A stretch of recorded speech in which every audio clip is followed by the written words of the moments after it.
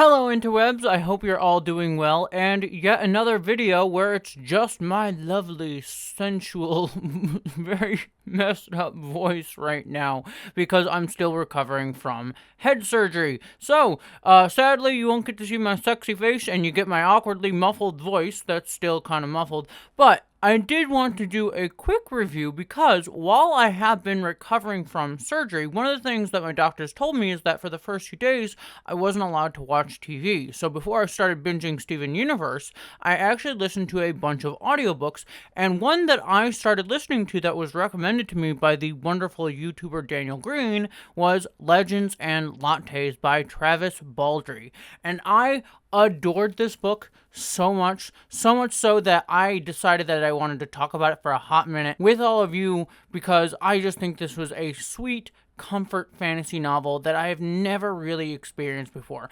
I am a huge fantasy book fan, but so rarely do I find a fantasy book that's not like high adventure, some big stakes going on grand sweeping epic journeys. But this story was something that was much simpler and made me just feel like I was in a cozy, comfortable just journey with these characters.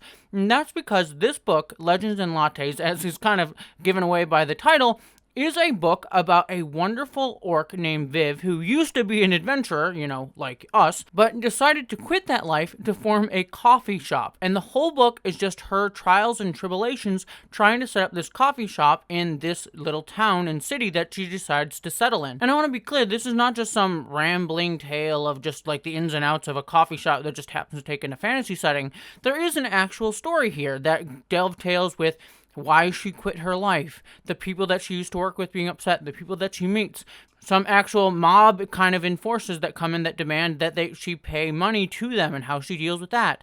It's actually like a really good narrative all mixed up in this sort of like coffee shop setting that feels so unique for a fantasy world. One of the fun parts of this novel is the fact that you're always constantly wondering how the author is going to sort of equate what we know about coffee shops today in our real world and bring it into a fantasy setting. And there's so many clever ways that he does that. Like, for example, I won't spoil all of them, but the initial one is where we learn where coffee comes from. It's actually a gnomish beverage that Viv, the orc, had come across, that it wasn't just like something that had suddenly just existed in this world that everyone knew about, but it's something like a very niche beverage that no one had heard about in the city, and she brings it into the city because it came from the gnomes. And there's a bunch of other stuff, like how she comes up with pastries and things like that. It's just a lot of fun and clever, and I just have a lot of joy with it as she builds up this entire cafe. But the real fun of the novel comes with all the characters she meets.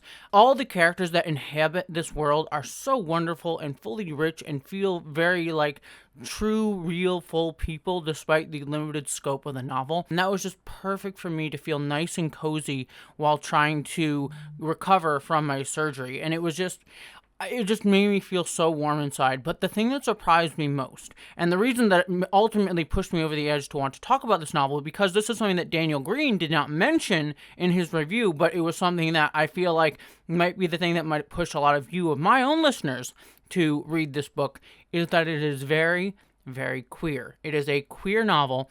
I won't spoil too much, but it should be fairly obvious. If you look at the cover of the book, there is a character who is a succubus who becomes one of the baristas at the store, and the storyline with her and Viv is absolutely wonderful. It's so sweet, and I just absolutely adored it. So if you are looking for a high fantasy, big, sweeping, epic fantasy tale, this is not the book for you. But if you are looking for something unique and different in the fantasy genre, that's cozy, that's warm, that's nice, that just feels like fun, yet still has a cool story to tell, and also is super queer. And then on top of that, one other thing that I didn't mention as well is that the audiobook, which is narrated by the author, is really, really good. I normally don't really always like authors reading their own books. I think one of the few authors that I like reading his own books is like Neil Gaiman. Beyond that, it's a very hit or miss. But Travis Baldree does such a great job narrating this audiobook. So if you're an audiobook fan, highly recommend the audiobook, but even just reading the book, it is well worth your time. So Legends and Lattes, check it out. A fantastic read, a great comfort novel, and one that I would recommend to the high heavens if you are looking for something unique in the fantasy genre.